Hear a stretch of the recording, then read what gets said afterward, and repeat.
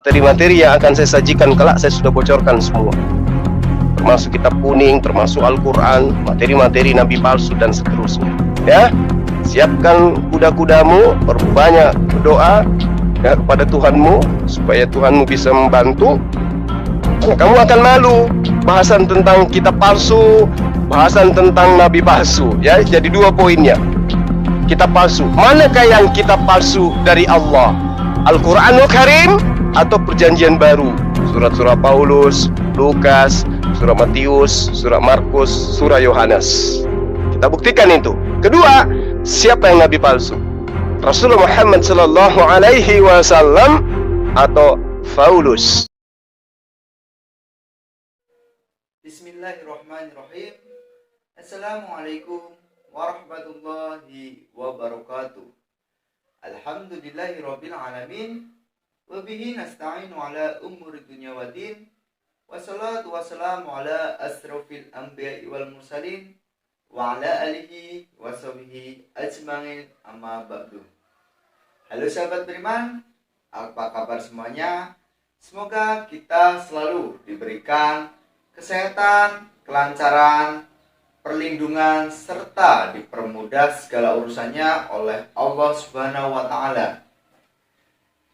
Berjumpa lagi bersama saya di channel Catatan Islam, channel yang akan menyajikan konten-konten menarik seputar Islam terkini. Oke sahabat, pada kesempatan kali ini saya akan mereaction sebuah video perdebatan yang sangat luar biasa dari kubu Islam dan Kristen, di mana kubu Islam dipimpin oleh gurunda kita Ustadz Zuma, dan di kubu Kristen ada Pendeta Sofiatul. Di sini akan membahas tentang manakah kitab palsu dan siapakah nabi palsu. Kitab palsu Al-Quran ataukah terjemahan baru, dan nabi palsu Nabi Rasulullah Muhammad SAW ataukah Paulus. Siapa yang benar-benar patut kita tiru dan patut kita contoh? Mari kita saksikan videonya. Namun sebelum kalian lanjut ke videonya, jangan lupa kalian dukung channel ini dengan cara subscribe, like, share, dan komen agar channel ini dapat terus berkembang dan saya lebih aktif dan bersemangat untuk membuat konten-konten menarik seputar Islam terkini. Dan jangan lupa juga kalian share video ini ke semua sosial media Anda agar semua orang tahu apa yang kita tahu, dan semoga bisa menjadikan amal jariah buat kita semua. Dan tentunya syiar Islam akan semakin kuat. Oke sahabat beriman, tidak perlu tunggu lama-lama, langsung saja kita simak videonya dari awal sampai akhir agar kita tidak gagal paham.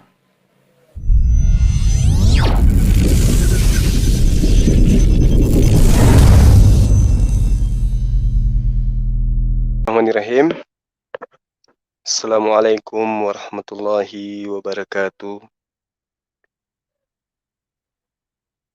Nahmaduhu wa nasta'inuhu wa nastaghfir wa na'udzu billahi min syururi anfusina wa min sayyiati a'malina. May yahdihillahu fala mudhillalah wa may yudlil fala hadiyalah. Allahumma salli wa sallim ala sayyidina Muhammad wa ala alihi wa sahbihi ajma'in, amma ba'd. Sahabat-sahabat sekalian, jumpa lagi kita di malam yang begitu indah, di mana di kota saya malam ini tidak hujan, namun cuaca begitu sejuk, menandakan rahmat dan hidayah Allah serta taufiknya itu senantiasa terlimpahkan kepada kita dan alam semesta ini. Salam dan taslim senantiasa kita ucapkan dengan ikhlas kepada junjungan kita Rasulullah Muhammad sallallahu alaihi wasallam, nabi yang kita cintai, nabi yang kita sayangi, rasul yang telah memberikan petunjuk kepada umat manusia bagaimana cara kembali kepada pencipta alam semesta dengan cara yang diridai dan dengan cara yang sesuai dengan petunjuk dari Allah terkait dengan apa yang kemudian Allah wahyukan kepada para nabi dan endingnya tertuju kepada baginda Rasulullah Muhammad sallallahu alaihi wasallam. Sahabat yang dimuliakan oleh Allah,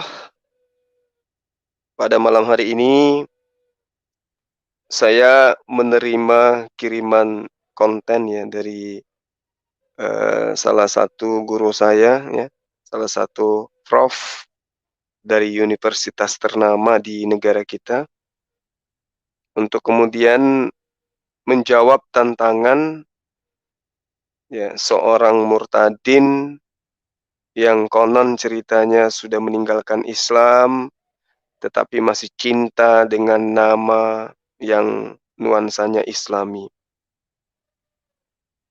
Sekiranya agama Islam itu benar-benar adalah agama yang salah di mata mereka, maka tentu mereka akan menghapus nama-nama Islam di dalam panggilan sehari-hari mereka dan menggantikannya dengan nama kufur atau nama dengan menggunakan bahasa Yunani.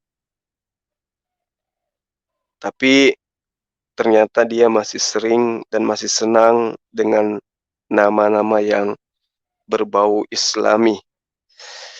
Ada dua, mungkin karena dia ingin melakukan satu tindakan yang dianggap sebagai agamanya itu Islam-Islaman, atau memang dia masih cinta dengan Islam tapi karena faktor X sampai dia meninggalkan Islam.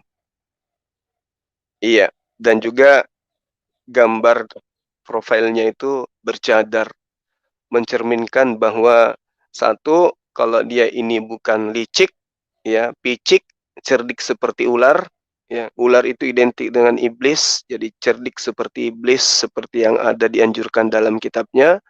Jadi dia tampilkan wajahnya dengan tampilan yang keislam-islaman supaya bisa menipu lawan. Artinya yang kayak begini ya nyata kalau dia itu mau menipu ya. Oke, langsung saja, kita tidak perlu berlama-lama. Kita dengarkan mulut lebarnya dulu ya. Tegas suaranya, seakan-akan pada imannya itu ada kebenaran tapi tidak ada sama sekali. Kita dengarkan. Silakan admin. Tantangan saya untuk semua muslim di seluruh Indonesia dan semua mu'alaf, terutama mu'alaf. Buktikan kitab mana yang asli dan palsu dan kita akan berdialog lewat YouTube. Yang kedua, Pak, yang saya mau tekankan. Yang pertama aja dulu. Oke, jadi di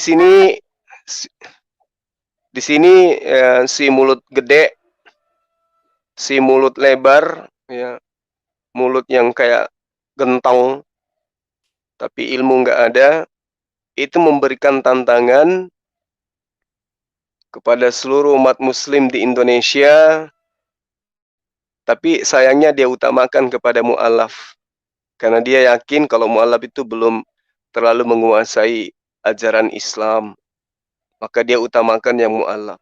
Buktikan mana kitab yang asli dan mana kitab yang palsu.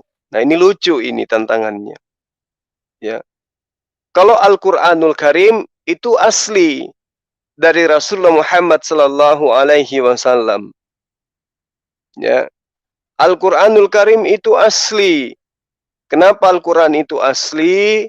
Karena Al-Qur'an itu terbukti adalah wahyu dari Allah Subhanahu wa taala, karena mustahil Al-Qur'an itu adalah karangan daripada Rasulullah Muhammad sallallahu alaihi wasallam. Apa bukti bahwa Al-Qur'an itu adalah kitab yang asli wahyu ya? Asli di sini kalau saya tidak salah dia katakan mungkin muatannya asli dari Allah, asli dari firman Allah. Jadi saya katakan begini, Al-Quran itu adalah kitab yang asli. Ya, sebelum saya menerima jawaban dari tantangan ini, tantangan dia kan ceritanya saya sudah jawab nih. Kalau Anda menantang, saya Zulkifli M. Abbas menjawab tantangan Anda untuk membahas materi ini. Kita bahas kitab mana yang asli dari Allah, perjanjian baru milik Anda, atau Al-Quranul Karim yang berasal dari pencipta alam semesta. Perlu saya pahamkan kepada Sofiatul ya, sebelum berhadapan dengan saya. Supaya Anda itu sudah punya kisi-kisi materi ketika berhadapan dengan saya kelak. Orang-orang kafir terdahulu itu berkata, Al-Quran ini tidak lain hanyalah kebohongan yang diadakan oleh Rasulullah Muhammad SAW. Tapi faktanya kemudian, setelah ditantang oleh Al-Quran, mereka tidak mampu untuk membuktikan tuduhan mereka bahwa Al-Quran itu adalah hal kebohongan yang diada-adakan oleh baginda Rasulullah Muhammad SAW.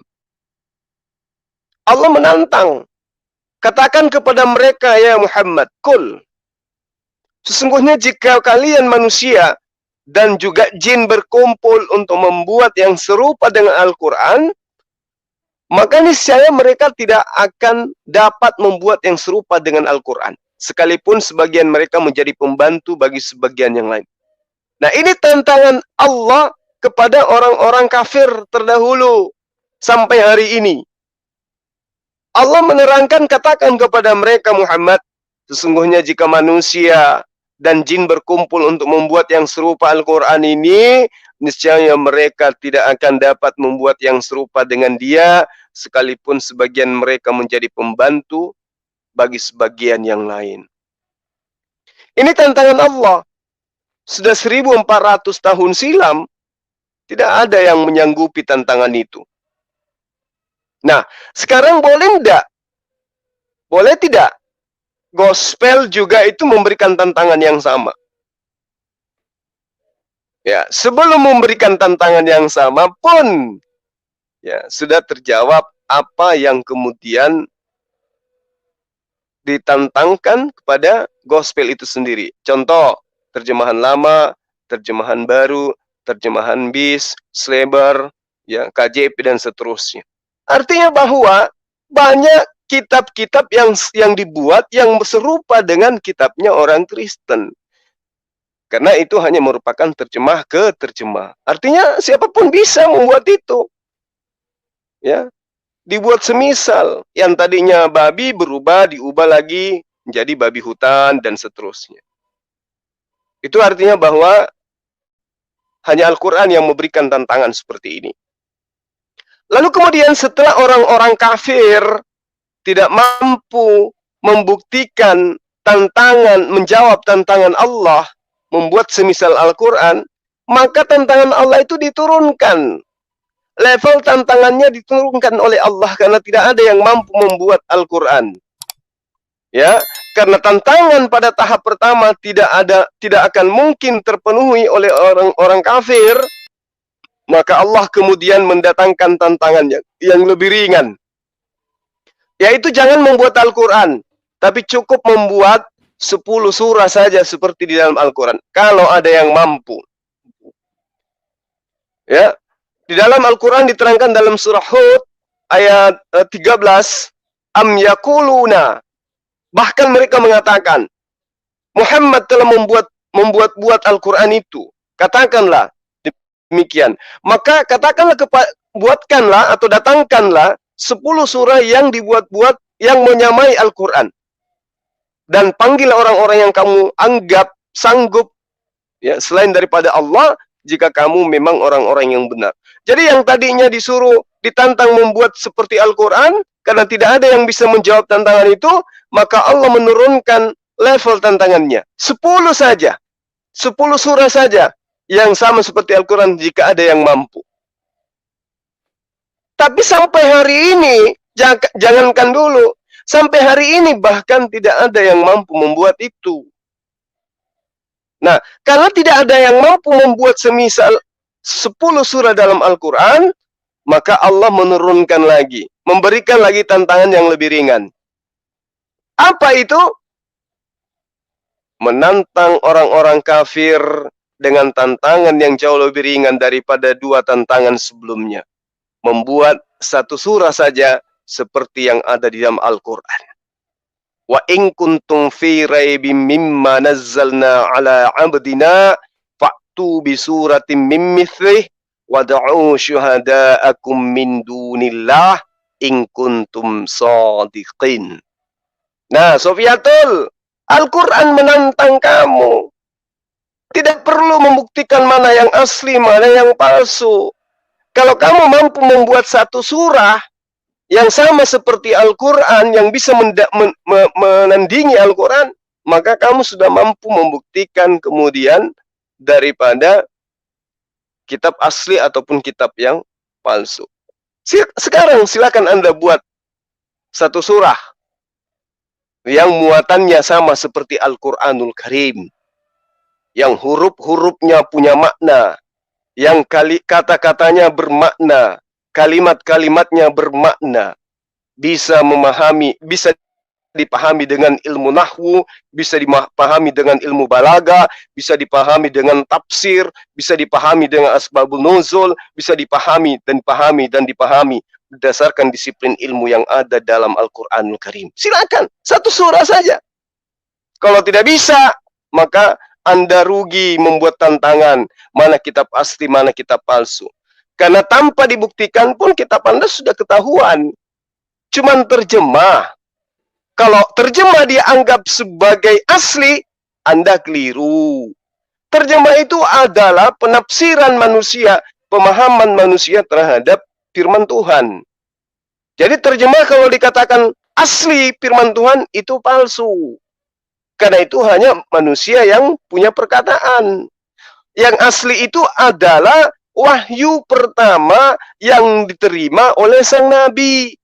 Jadi yang asli itu adalah firman yang Allah serahkan kepada Yesus, Nabi Isa alaihissalam. Kalau firman yang diterima oleh Yesus, kemudian dibukukan, itulah yang dibilang kitab asli. Tapi kalau cuma terjemah, bukan asli itu. Coba kamu pakai otak ya, pakai logika yang sehat. Coba. Sekarang saya mengatakan bahasa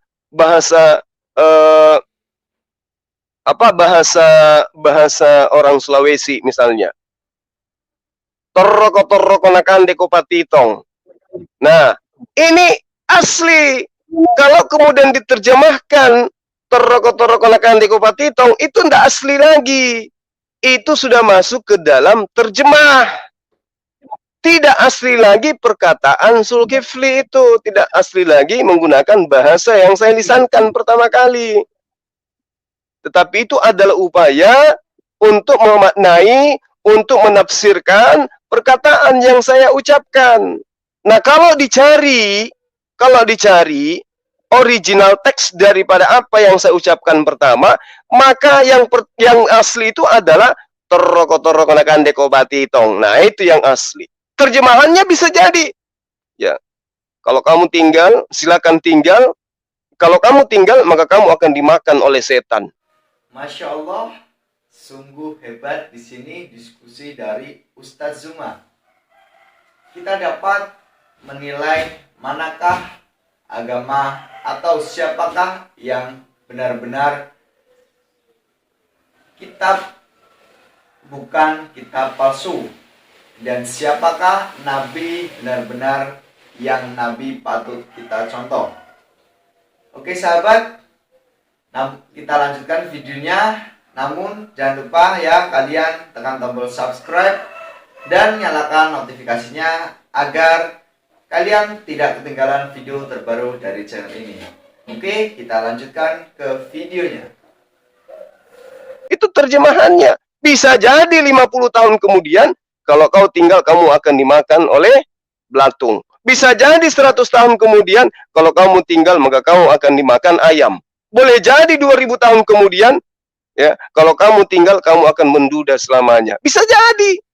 Kenapa itu hanya terjemah ke terjemah, tidak disertakan original teksnya? Itu yang perlu kamu paham.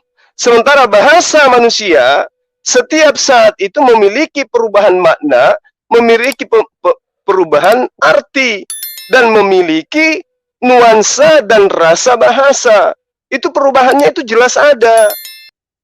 Ya, tidak serta-merta rasa bahasa dalam suatu lingkungan itu sama selamanya, nggak ada itu. Makanya itu kamu harus belajar. Kalau semua terjemah, berarti itu adalah bukan asli. Kalau cuma terjemah. Karena terjemah itu adalah penafsiran manusia terhadap yang aslinya. Toroko-toroko nakande kopati tong. Nah itu.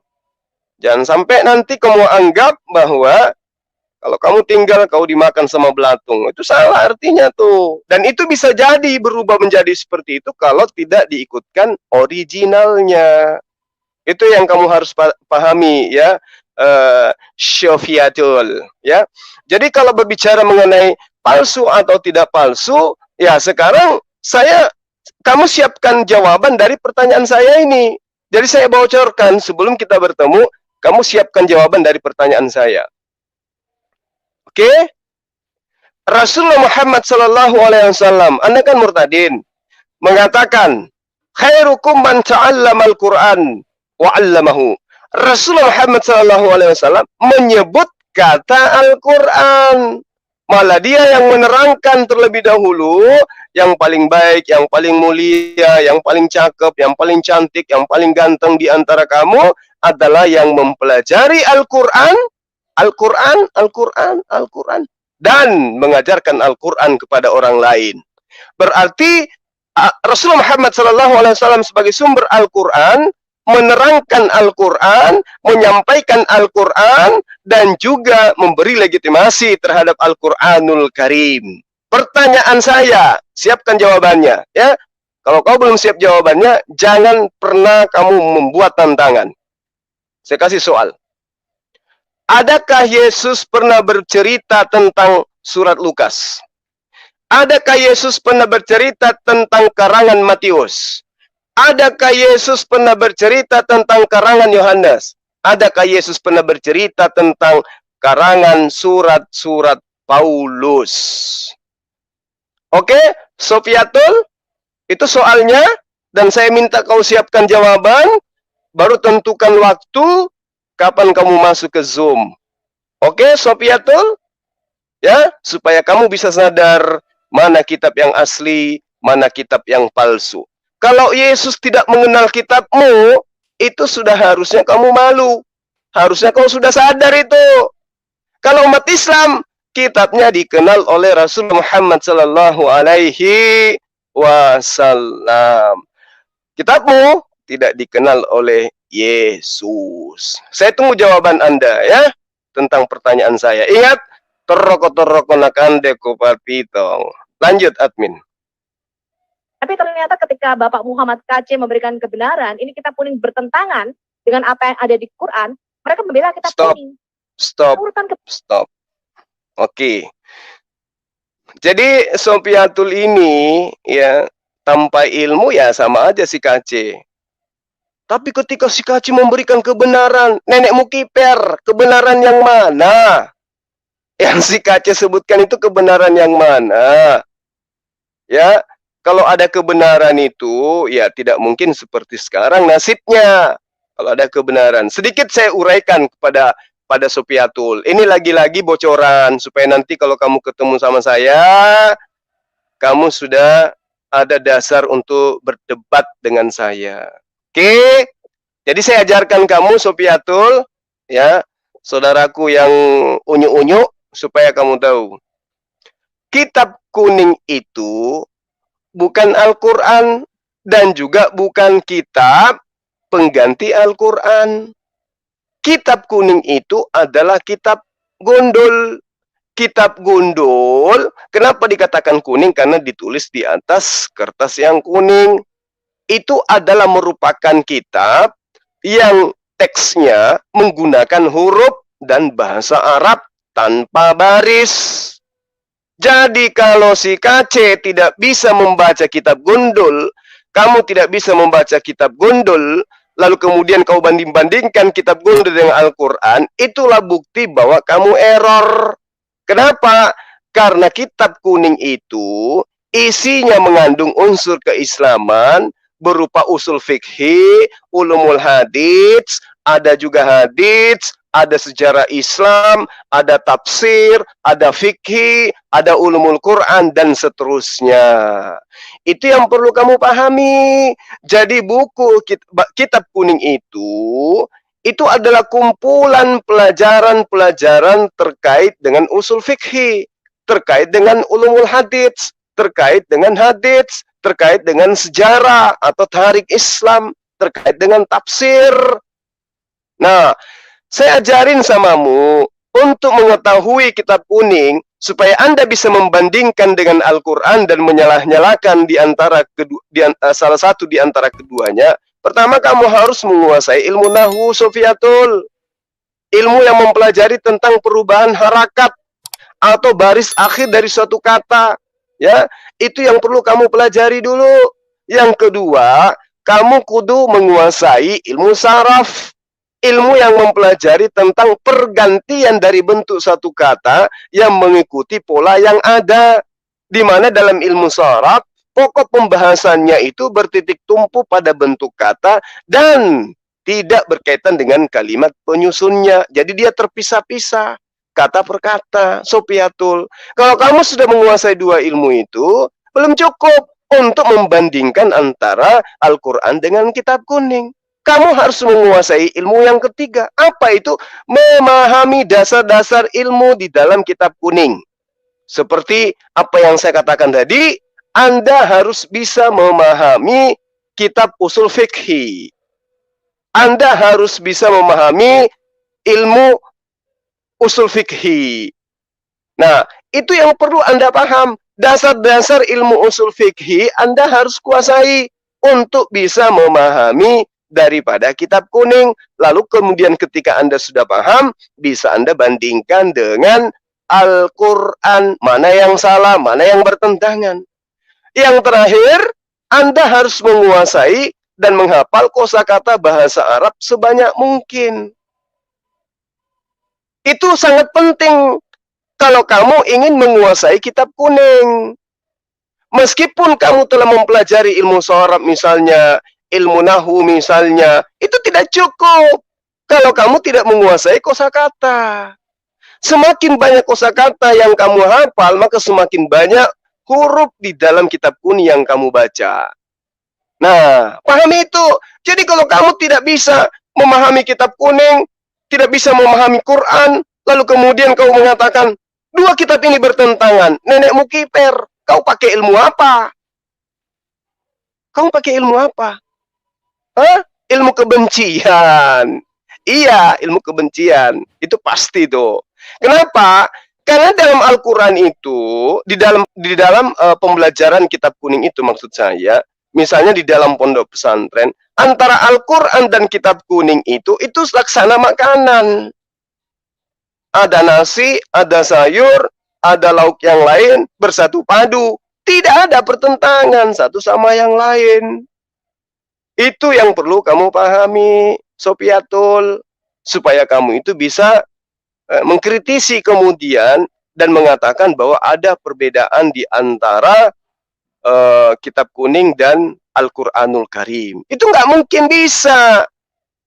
Hadis berbicara mengenai sholat misalnya.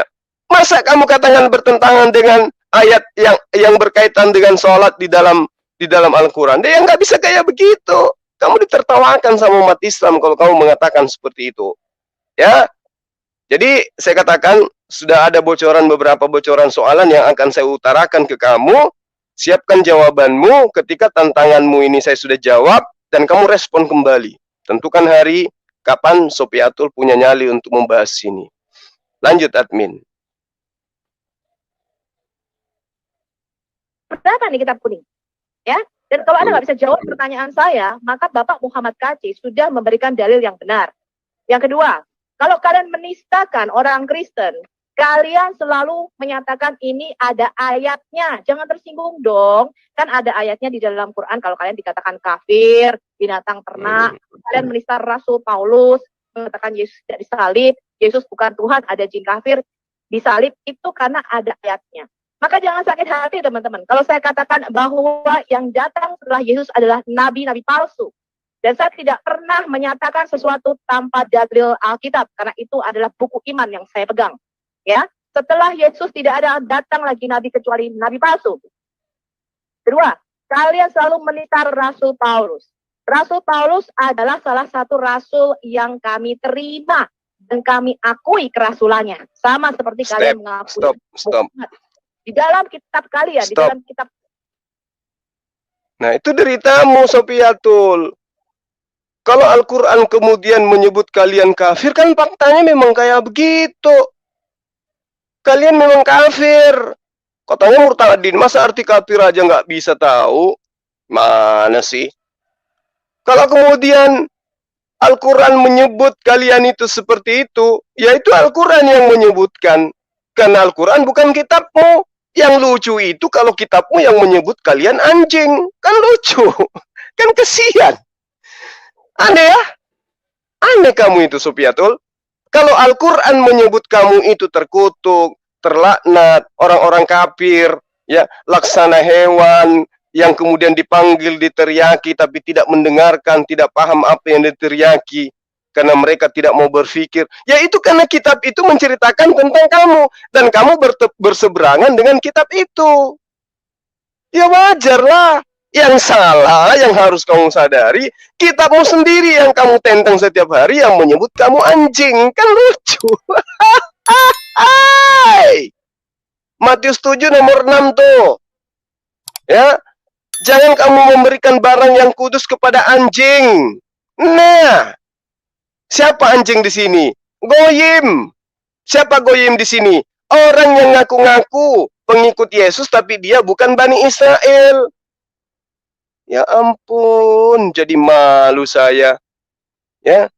Di dalam Markus 7, nomor 27 sampai nomor 28, lalu Yesus berkata kepadanya, biarlah anak-anak kenyang dahulu, sebab tidak patut mengambil roti yang disediakan bagi anak-anak dan melemparkannya kepada guguk. Jadi nggak enak saya. Kitabmu sendiri yang menyebut diri kalian. Kenapa kamu komplain ke Al-Quran?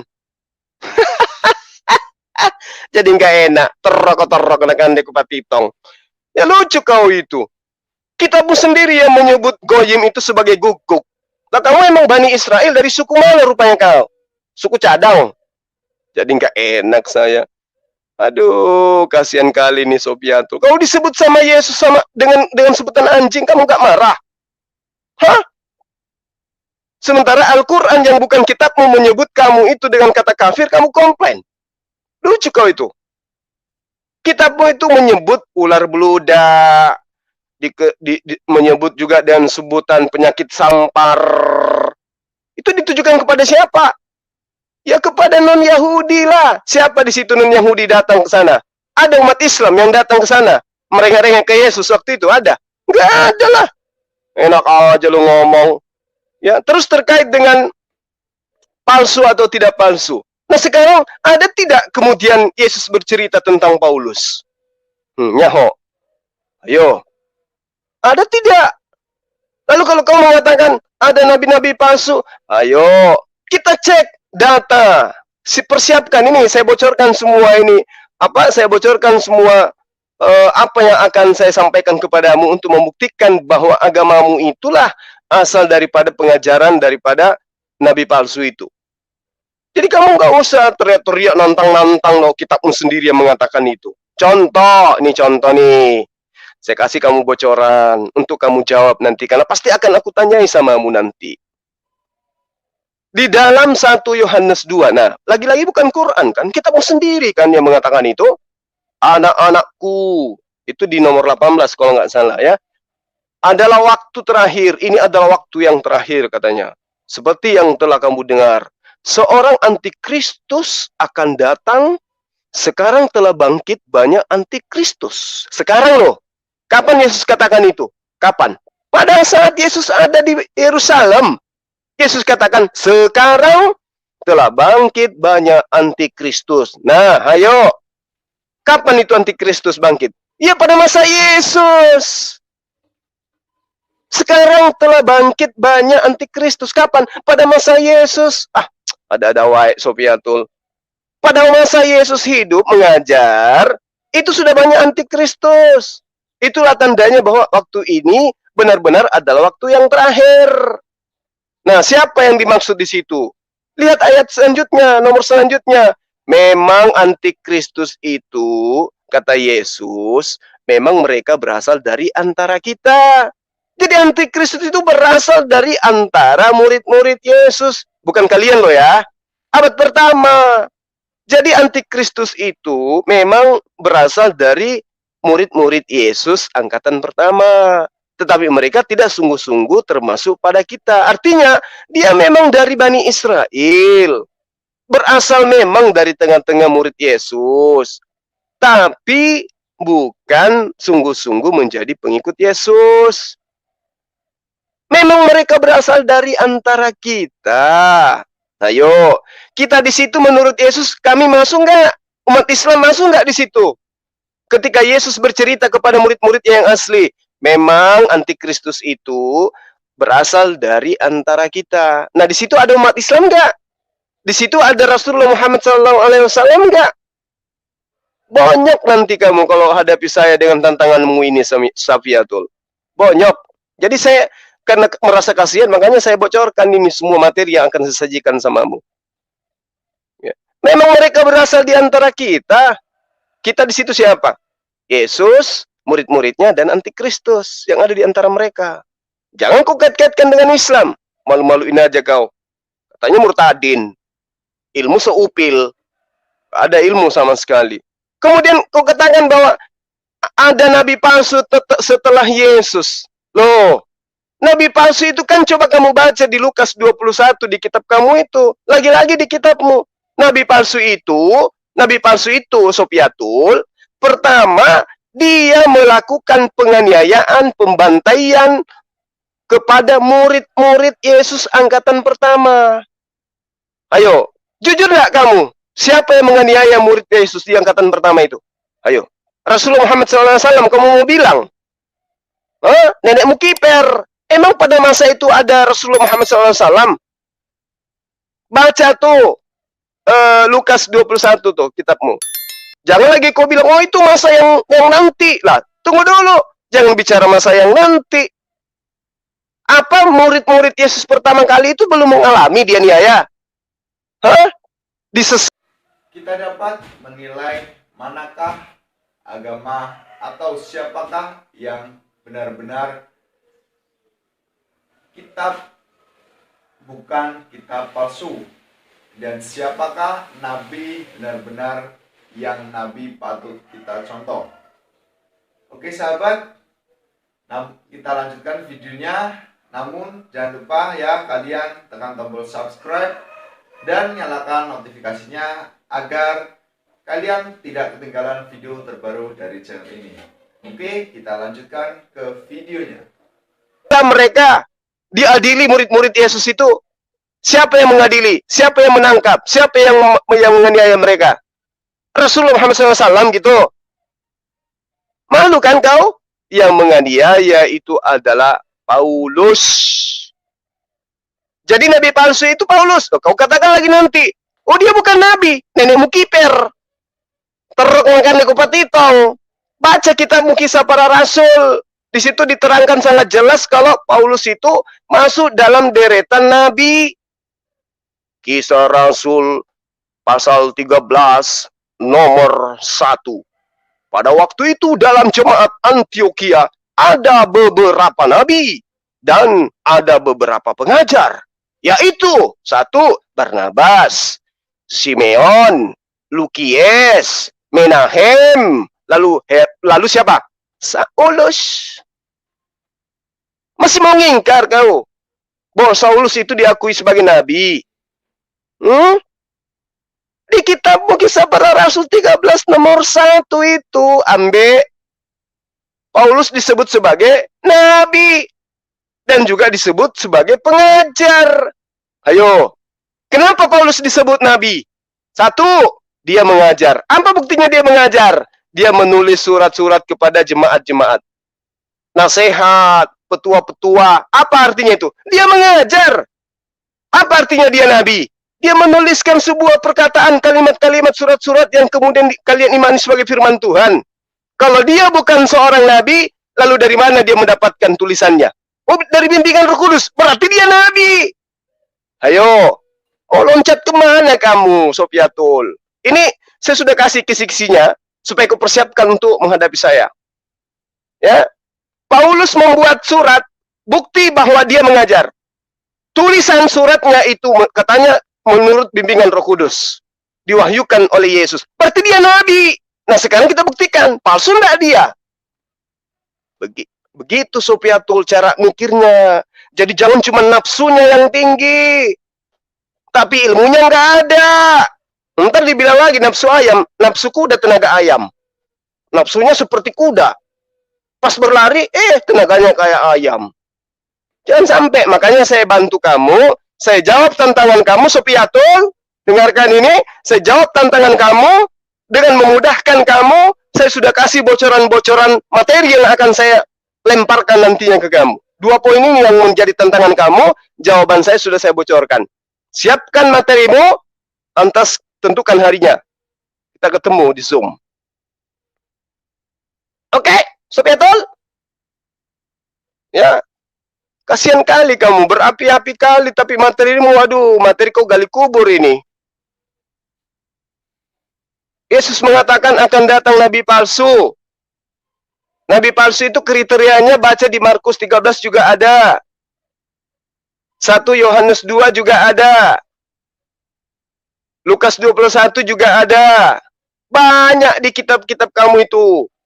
Belum lagi ketika di Kejadian 49, nomor 27, Yakub memanggil Benyamin. Benyamin, kelak keturunanmu akan berlaku seperti serigala. Ayo, siapa yang mengaku dari keturunan Benyamin? Baca Roma 11 nomor 1. Siapa di situ? Paulus ngaku keturunan Benyamin. Ayo. Jadi perilakunya seperti serigala, nyamar seperti pengikut Yesus, mengajar kemana-mana mengatasnamakan Yesus. Dia menulis surat Roma, Galatia, Efesus, Ibrani dan seterusnya. Siapa yang dia jajakan di dalam? Yesus. Yesus yang dia jajakan kemana-mana. Jadi kamu harus sadar sebelum kau berhadapan dengan saya langsung, ini semua saya sudah kasih supaya kamu itu nanti nggak terlalu malu. Ya, Sofiatul ya. Saya yakin pasti ini sampai pesan ini ke kamu. Karena kamu membuat tantangan dan saya jawab tantangan kamu sekarang. Ya, ada ZCC. Kenapa menggunakan ZCC? Karena ZCC itu adalah ya Zoom yang sudah bersifat lembaga. Dia punya akte pendirian dari pemerintahan. Ada dari Mabes Polri izinnya dan seterusnya. Jadi kalau kita berdebat di dalam aman. Sofiatul, saya tunggu jawaban tantangan saya ini. Ya, kamu menantang, kamu jual, saya beli. Kamu jualnya 1 juta, saya bayar cash 1 miliar. Kalau perlu 1 triliun. Apa buktinya 1 triliun? Materi-materi yang akan saya sajikan kelak saya sudah bocorkan semua. Termasuk kitab kuning, termasuk Al-Quran, materi-materi nabi palsu dan seterusnya. Ya, siapkan kuda-kudamu, perbanyak berdoa ya, kepada Tuhanmu supaya Tuhanmu bisa membantu. Karena kamu akan malu bahasan tentang kitab palsu, bahasan tentang nabi palsu. Ya, jadi 2 poinnya. Kitab palsu. Manakah yang kitab palsu dari Allah? Al-Quranul Karim atau Perjanjian Baru? Surat-surat Paulus, Lukas, surat Matius, surat Markus, surat Yohanes. Kita buktikan itu. Kedua, siapa yang nabi palsu? Rasulullah Muhammad sallallahu alaihi wasallam atau Paulus? Masih ada videonya, admin? Silakan. Ya, di dalam kitab Quran kalian mengatakan bahwa taati Rasul sama dengan mentaati Allah. Pada waktu saya mengatakan ini, kemudian kalau menista Rasul sama dengan kamu menista Allah. Kenapa kami tidak boleh mentaati Rasul Paulus? Ya, Oke, berikan saya stop. jawabannya. Oke, stop. Siapa yang melarang kalian untuk tidak mentaati Paulus? Siapa? Nah, disinilah kesalahan fatal yang Sofiatul lakukan. Di dalam Al-Quran, ati'ullaha wa ati'ur rasul. Al-Quran lagi yang kamu jadikan dasar pijakan iman untuk kemudian mengimani Paulus. Aduh, Sofiatul nggak habis pikir saya. Ati'ullaha wa ati'ur rasul. Kata Rasul kau ambil, kau dudukkan untuk Paulus. Ya Allah, ya Rabbi. Luar biasa nih kamu ini. Saya katakan kamu ini memalukan sekali. Ati'ullaha wa ati'ur rasul. Perintah Allah untuk taat kepada Rasulullah Muhammad SAW.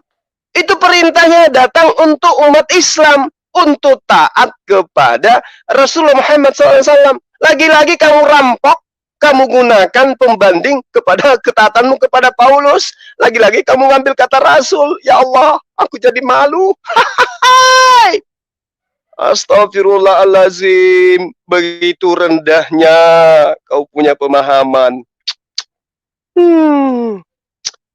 Aduh, saya tidak habis pikir ya. Saya habis kata-kata buat Sofiatul. Bikin tantangan. Kenapa kamu melarang saya taat kepada Rasul Paulus? Nenekmu kiper. Yang larang siapa? Yang larang siapa? Yang ada sekarang itu kamu menyalah-nyalakan Islam. Kamu menyalah-nyalakan Quran. Kamu menyalah-nyalakan siapa? Kitab kuning. Kamu tidak ada pernah menyalah-nyalakan kamu. Yang menyalahkan kamu itu ajaran Yesus. Yang menyalahkan kamu itu kitabmu sendiri. Berdamai dulu dengan ajaran Yesus, baru kamu nyebrang ke Islam. Berdamai dulu ke ajaran Yesus, baru kau nyebrang ke ajaran Islam. Lawang kamu sama Yesus aja tidak akur kok. Ayo, Yesus mengatakan begini. Aku diutus hanya kepada domba-domba yang hilang dari Bani Israel. Oh tidak, kamu salah Yesus. Kenapa salah? Sofiatul bilang, iya, karena ada di dalam Matius 28, pergilah, beritakan segala Injil. Kan Yesus sudah berpesan. Di dalam Matius 10, nomor 5, nomor 6. Yesus berpesan kepada ke-12 muridnya. Janganlah engkau keluar ke bangsa lain. Murid yang asli tidak akan keluar ke bangsa lain. Nah, bagaimana dengan yang memerintahkan keluar, memberitakan Injil? Kata pakar, itu adalah nomor tambahan, atau nomor sisipan, atau dalih yang ditambahkan. Pakar sendiri, pakar Bible, bukan dari Islam, dari kalangan sendiri mengatakan itu adalah dalih-dalih tambahan. Bayangkan itu. Nah, kalau itu kamu paksakan sebagai sebuah kebenaran, beritakan aja Injil itu. Satu, Injil yang mana? Injil yang mana yang Yesus perintahkan untuk diberitakan? Ayo, Injil yang mana? Lalu kau katakan, oh Injil Lukas. Emang Yesus kenal Injil Lukas? Emang Yesus pernah mengajarkan Injil Yohanes? Emang Yesus pernah mengajarkan Injil Markus? Hah? Lalu kemudian perintahkan dia kepada apa diperintahkan? Beritakan Injil kepada seluruh makhluk. Jadikanlah mereka semua jadi muridku. Nah sekarang kau jadi muridnya atau jadi hambanya? Kamu itu bukan jadi hamba. Kamu itu bukan murid. Kamu itu hamba. Bukan murid kamu itu, Sofiatul. Kamu itu menghambakan diri kepada Yesus. Mana perintahnya? Matius berapa lagi yang akan kupakai? Bahwa saya diperintahkan untuk menjadi hambanya Yesus. Mau lari kemanapun gak akan pernah bisa. Kamu hanya mampu menyalah-nyalahkan Al-Quran. Sementara kamu tidak bisa mengakurkan dirimu, mendamaikan dirimu dengan ajaran Yesus. Shema Israel, Adonai Elohenu, Adonai Ahad. Yesus selalu berseru untuk siapa? Bani Israel, Bani Israel. Saya tanya samamu satu pertanyaan, pasti kamu mencret. Tunjukkan seruan Yesus kepada orang Indonesia. Keturunan orang yang ada keturunan yang ada di Indonesia ini yang menuhankan Yesus. Ada enggak seruannya? Dengarlah wahai Israel, dengarlah wahai orang Indonesia, dengarlah wahai orang Belanda, dengarlah wahai orang Papua. Mana ada seruannya Yesus kayak begitu? Yang diseru cuma Israel. Tunjuk satu seruan Yesus untuk seluruh umat manusia. Nangis pasti kamu, Supiatul. Nangis, saya yakin pasti nangis. Kalau Yesus itu betul untuk diperuntukkan kepada seluruh manusia, tunjuk satu ayat, satu dalil di dalam kitabmu di mana Yesus menyeru kepada seluruh umat manusia. Nah, kalau Rasulullah Muhammad SAW bertaburan ayat di dalam Al-Quran yang menerangkan bahwa Al-Quran itu diperuntukkan untuk seluruh umat manusia. Bahwa Rasulullah Muhammad SAW itu adalah utusan untuk seluruh umat manusia. Ya ayuhan nas, ya ayuhan nas, ya ayuhan nas, wahai seluruh sekalian manusia. Itu Al-Quran. Nah, di kitabmu ada enggak? Yang ada, ya Musa. Yang ada itu, ya Israel, ya Bani Israel, wahai Musa. Tuhan berfirman kepada Musa. Tuhan berfirman kepada Daud. Tuhan berfirman kepada Salomo. Kalau Al-Quran seruannya jelas. Ya ayuhan nas. Jadi, pertanyaan-pertanyaan yang akan saya sajikan samamu, itu saya sudah kasih bocorannya. Siapkan jawabannya. Kalau sudah mantap, baru siapkan tanggal hari. Zulkifli M. Abbas siap menanti. Oke, Sofiatul. Ya, pertanyaan yang terakhir buat kamu nantinya itu adalah tunjuk seruan Yesus bahwa dia diutus kepada seluruh umat manusia. Ya. Saya kira sudah cukup ya, sahabat-sahabat sekalian. Kita sudah menjawab tantangan daripada Sofiatul. Ada 2 poin. Yang pertama adalah siapakah manakah kitab palsu dan manakah kitab asli. Yang kedua adalah siapakah nabi palsu dan siapakah nabi palsu. 2 poin ya. Manakah kitab palsu dan manakah nabi palsu. 2 poin itu kita akan bahas. Dia beli apa dia jual, kita beli. Nah, gitu ceritanya. Ya, gitu dong Sofiatul, sering-sering bikin tantangan. Jangan cuman sembunyi di tempatnya si bom-bom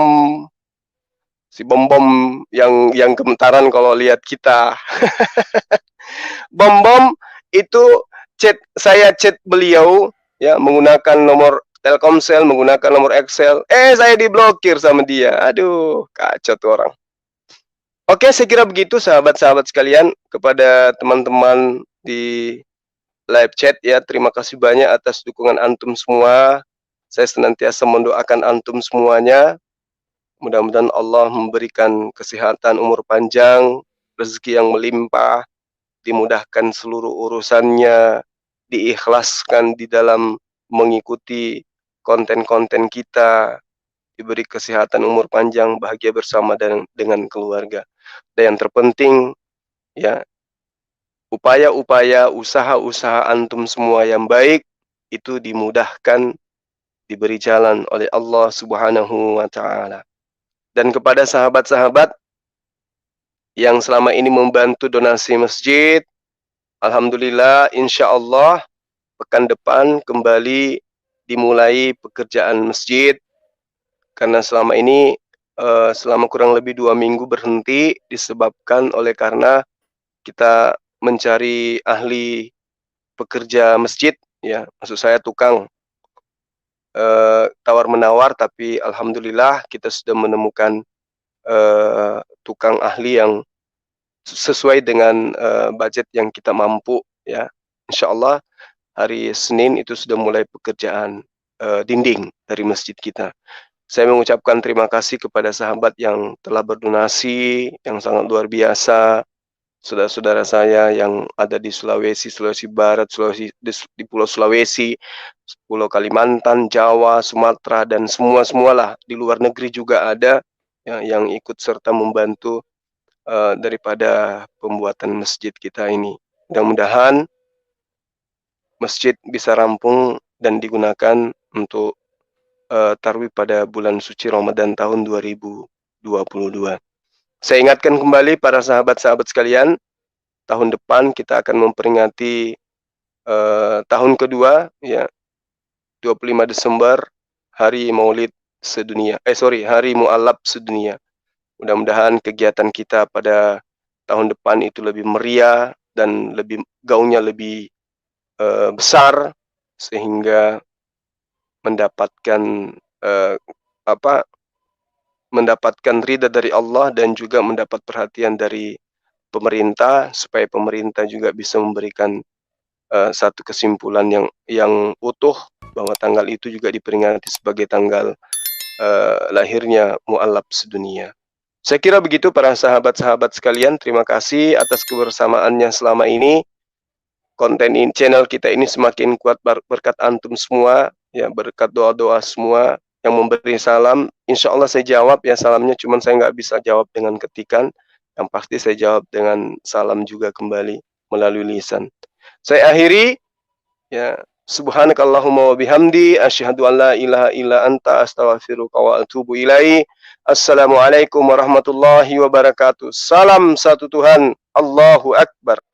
Masya Allah, kita telah menyaksikan video perdebatan dari umat Islam dan Kristen, di mana umat Islam dipimpin oleh Gurunda Utasema dan di kubu Kristen ada Pendeta Sofiatul.